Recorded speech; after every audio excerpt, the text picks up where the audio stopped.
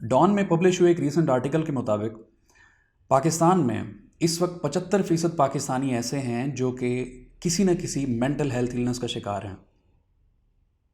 इसी तरह अगर हम सुसाइड रेट की बात करें तो पाकिस्तान का 2021 के डाटा के मुताबिक पाकिस्तान का जो सुसाइड रेट था वो 8.9% था। यानी कि 1 लाख लोगों में हर साल 8 से 9 लोग सुसाइड अटेम्प्ट करते हैं।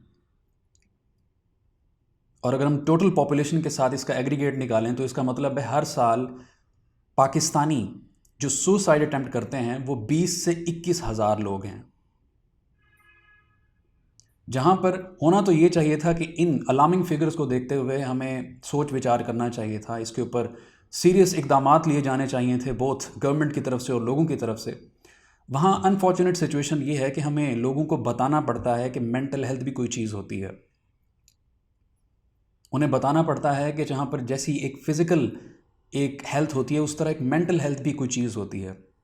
उन्हें बताना पड़ता है कि मेंटल हेल्थ का जो ताल्लुक़ है वो आपकी इमोशनल और साइकोलॉजिकल बीइंग के साथ होता है, कि आपके जो इमोशनल एस्पेक्ट होते हैं, आपकी जो वैल्यू सेटिंग होती है, आपने उनको बैलेंस करके उनको आगे लेकर चलना होता है। आपने देखना होता है कि किस चीज़ को मैंने किस तर्ज पर रखना है और उसको कितनी इंपॉर्टेंस देनी है।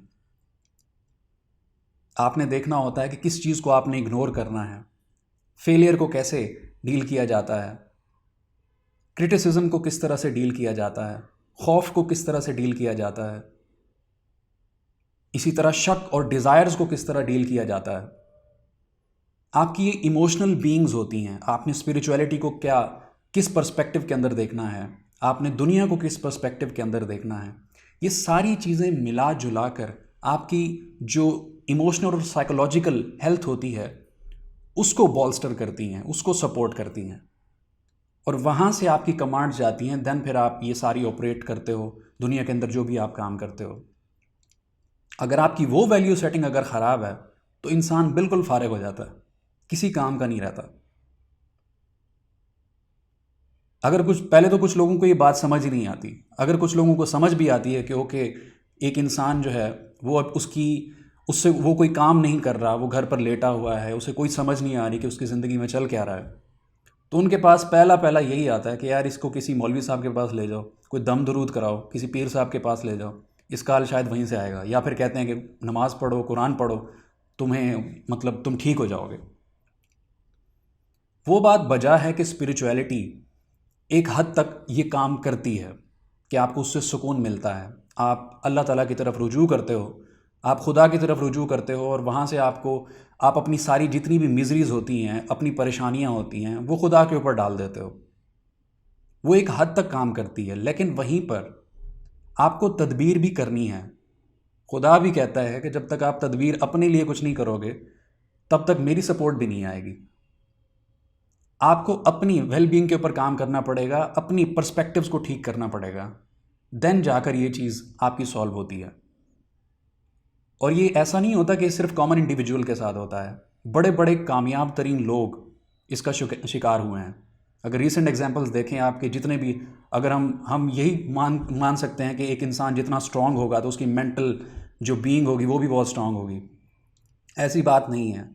आपको जो इस टाइम पे बॉक्सिंग का करंट हैवीवेट चैंपियन है टाइसन फ्यूरी, वो भी अपनी करियर की पीक के ऊपर मेंटल हेल्थ इलनेस का शिकार हुआ था, डिप्रेशन में चला गया था, वो स्पोर्ट्स से ही चला गया था।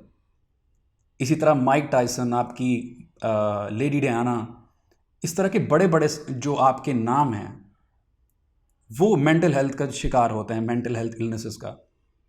और ऐसी बात नहीं है कि ये करंट एरा के अंदर होता है, ये पहले भी होता था। जितने बड़े बड़े लोग आपको मिलेंगे, आइजैक न्यूटन के बारे में ये मशहूर है कि उसको उसको डिप्रेशन रहता था, विंस्टन चर्चिल आपका हो गया, इस तरह बड़े बड़े नाम हैं। ये हर इंसान के साथ हो सकता है। तो इसलिए आपको किसी ना किसी एक ऐसे इंसान की हेल्प चाहिए, एक ऐसे इंसान की मेंटोरिंग चाहिए जो कि इंसानी नफ्सियात को समझता हो। वो आपका साइकोलॉजिस्ट हो, वो कोई आपका फैमिली मेम्बर हो जो कि नफ्सियात को समझता हो, आपका कोई बड़ा हो जिसे जिसे पता हो कि आप किस चीज़ में से शायद गुजर रहे हो, आपको वो डायरेक्शन दे सके, आपकी नफ्सियात को समझ सके कि आप किन चीज़ों को किस प्रेफरेंस के साथ लेके चल रहे हो, ताकि वो आपको डायरेक्शन दे सके। और ज़रूरी नहीं कि साइकोलॉजिस्ट आपको ज़रूरत है, कि जिसको टैबू बनाकर आजकल हमें बताया जाता है कि साइकोलॉजिस्ट के पास चला गया तो इसका मतलब है पागल है। साइकोलॉजिस्ट होता कौन है? साइकोलॉजिस्ट वो इंसान होता है जो कि इंसानी नफ्सियात को समझता है। उसे पता होता है कि सामने वाला किस चीज़ में से गुजर रहा है शायद। और यही चीज़ अगर आपके जो बड़े हैं, आपके घर के अंदर फैमिली मेम्बर्स हैं, आपके रिश्तेदार हो गए, अगर वो इस चीज़ के अंदर एक्सपर्ट हैं, उन्हें नफ्सियात की समझ आती है कि इंसान किन किन चीज़ों में से निकला होता है या निकलता है, गुजरता है, तो आपको किसी साइकोलॉजिस्ट की ज़रूरत ही नहीं है। तो हम क्या करते हैं, उस साइकोलॉजिस्ट एक टैग से बचने के लिए कि हम साइकोलॉजिस्ट के पास हमने नहीं जाना, आप छुपे बैठे रहते हैं। आपको सिंपली एक मेंटोर की ज़रूरत है। वो आप चाहे साइकोलॉजिस्ट की शक्ल के अंदर आप ढूंढें या आप किसी रिलेटिव या किसी बड़े को आप ढूंढें।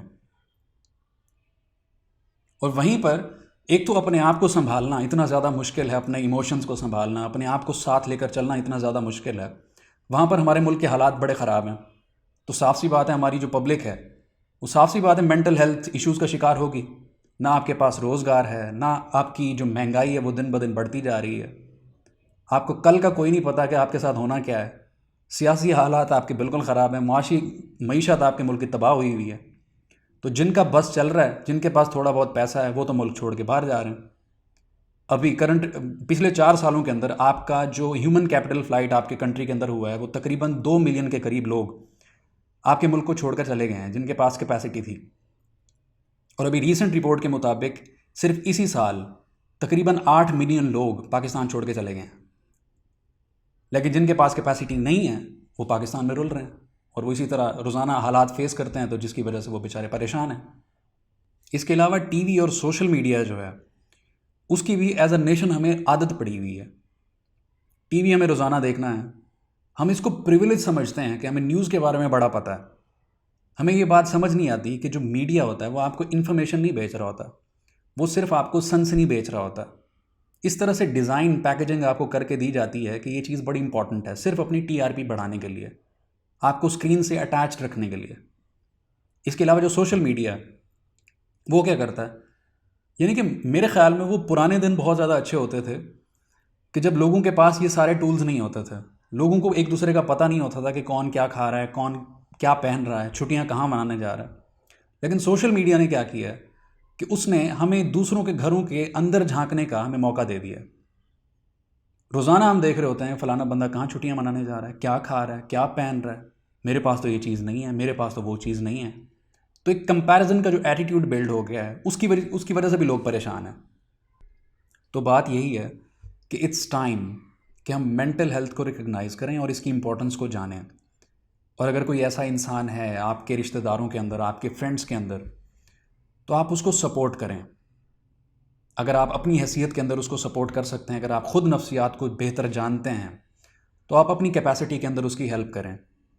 नहीं तो आप किसी एक्सपर्ट के पास ले जाएं, किसी साइकोलॉजिस्ट के पास लेके जाएं जिसको नफ्सियात का इल्म हो, वो जानता हो कि इंसान के अंदर किस तरह के इमोशंस होते हैं, किस तरह की सोचें उसके अंदर आती हैं, ताकि वो उसको एक बेहतर डायरेक्शन दे सके। Thank you very much.